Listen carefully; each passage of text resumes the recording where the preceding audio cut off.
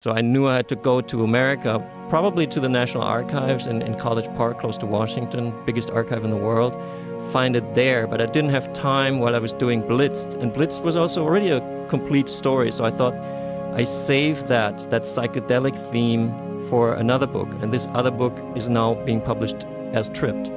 Wow. So before this, you'd had no understanding that the Nazis had used psychedelics. You only knew that we all know that the meth thing, and we've seen Hitler at the 36 Olympics where he's rocking back and forth, or he's jacked out of his mind.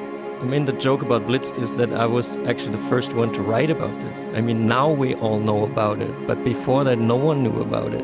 Before 2015, when this book was published in Germany, the Nazis were still seen globally and also in Germany as this like pure movement that was like, I spoke to my grandfather when I was a teenager, and I was, obviously criticizing him for his involvement. I wanted to know, what did he do? And he did some shit.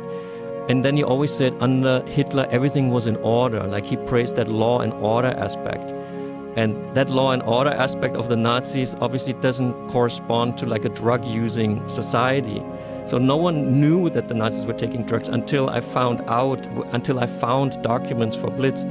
So, so I was not surprised to find more and more stuff what they were doing with drugs. But then I was surprised that they actually also used psychedelics, because psychedelics were totally new.